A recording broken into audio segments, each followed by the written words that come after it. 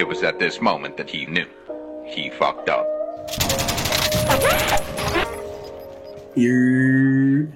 It's your boy GD back in another video, and today I'm bringing you the best perks in Warzone after the Season 2 update, so stay tuned.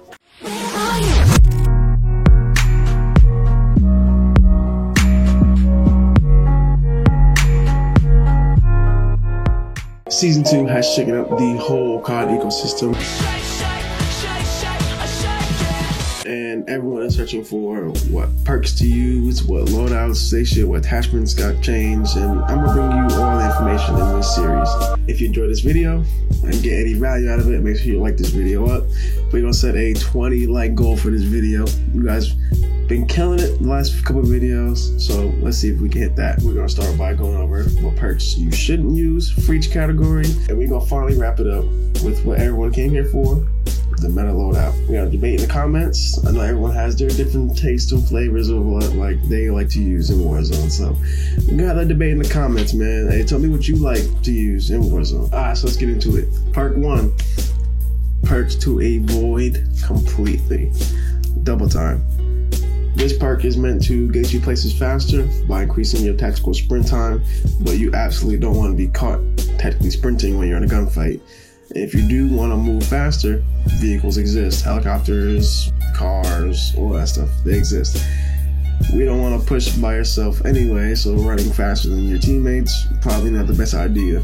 Watch my other video, pushing by yourself is a bad idea. The next perk we can throw in the avoid list. What? The avoid section is scavenger.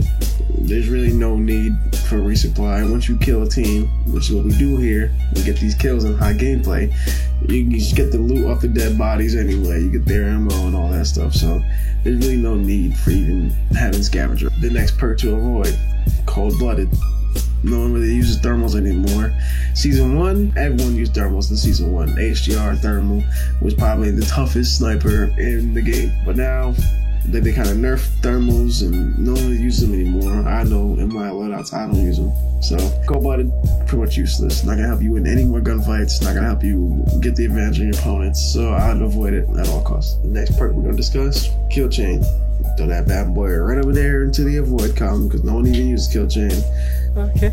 Kill chain could be viable if it was to guarantee you a kill streak from a box, but since it does not do that, all it does is increase your odds, man. We're not gonna base our classes off luck. See, this what we not finna do. What is even the point of increasing your odds of finding kill streak? It's not gonna help you win no gunfights. It ain't gonna help you. It's a pointless perk, man. Just don't even bother. I'm getting frustrated even thinking about it. Quick fix, the next perk, literally irrelevant for a Warzone. Don't even bother touching that. Throw that shit right over the avoid column because there's no point. See, this what we not finna do. Which leaves us with EOD, the only perk you should be using for your perk 1 category in Warzone for Season 2. Protects you from explosives and fire damage, which is the only perk in this category that actually helps you win gunfights and actually serves a purpose in Warzone. Hey man, if you're enjoying this content, man, leave a like on this video. Also, subscribe if you want to check out the rest of the videos in this series. I'm helping y'all improve for the rest of Season 2. But moving on, perk 2 category. First perk to avoid, hardline. There's so much money in Warzone, man. There's so much contracts you can do. There's boxes. Man, I feel like there's so much money in Warzone that hardline wouldn't really help you in the long run. It maybe save you a couple $100s, but there's so much money in Warzone that what's a couple $100? It doesn't reduce the cost of your loadout, so I pretty much think it's pointless because that's the #1 thing you do when you jump into Verdansk. You go get your loadout. Now, if Raven was to update hardline and make it so it does affect the loadout price, then we'll have a discussion then about throwing that into a loadout mix. But until then, hardline's irrelevant. Throw that shit over there in the avoid column. Ew, you stink! High alert. Throw that bad boy right over there with hardline in the avoid column, because if someone sees you, you're probably dead with how fast these guns are killing in Warzone nowadays. With Season 2, I've been getting killed from behind a lot. People have been hiding and playing real campy, man. So if someone has their reticle and they're aimed down on you, you're probably dead. High alert is just not that effective. I just don't see a point in it. Avoid it. Just avoid it. Moving on to what we got. Now let's talk about the meta. This is probably where the debate gonna come in. Comment your favorite part down below.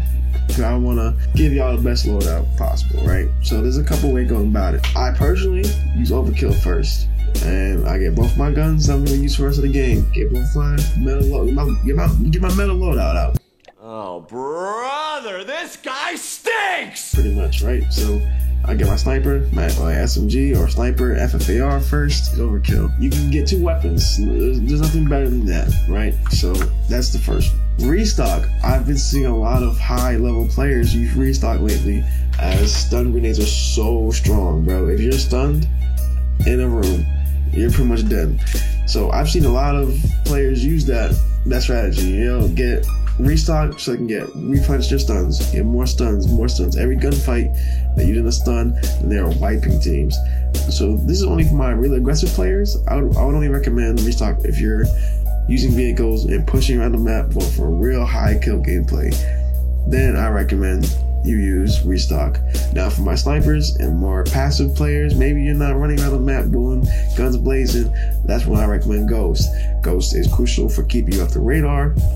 However, some of these loadouts, since they destroyed the monolithic suppressor, some of these loadouts, there's no point in running Ghost. It all depends.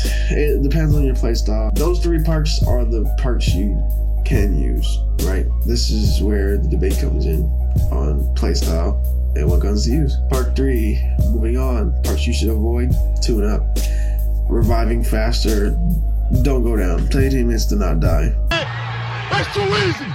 You won't even need the perk. Reviving faster is irrelevant if you're not losing gunfights. Shrapnel, an extra grenade could help. I'd avoid it, man. That's not gonna really affect gunfights, bro.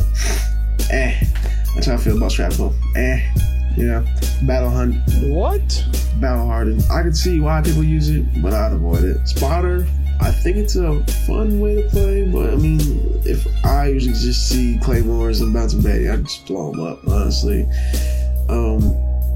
Season 2, I've been seeing a lot more of them, so maybe I'll look into if maybe it should be a thing in more classes, but as of right now, I'll just stay away from it.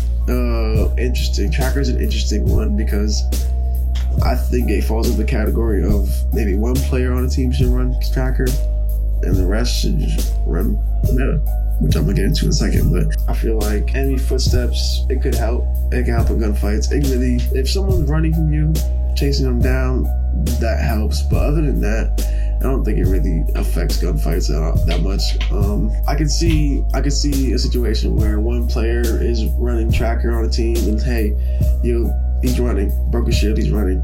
You know, he went left. I can see how that could help, but overall, I don't think a full team of people running Tracker is gonna make a difference in the gunfight. So moving on to the meta of Perk 3, Amped, man. Amped is so crucial. Well, me personally, I'm a sniper. A lot of people are, and even if you aren't a sniper, man, swapping to your SMG, which up close are just disgusting. Swapping weapons could be a reason why you win or lose a gunfight. Because I've run into cases where, I've had Amped, someone else didn't. I put my SMG out faster than they did. I get the kill. Easy money. You don't want to be caught in that gun swapping animation, bro. That's gonna be the reason why you lose a lot of gunfights. So I feel like Amped directly affects the outcome of a gunfight. Viable Tracker. Maybe one person can run it, but Amped, bro, by far is just leaps and bounds over anything else in the Perk 3 category. Alright, so with all that being said, meta loadout. Perk 1, EOD.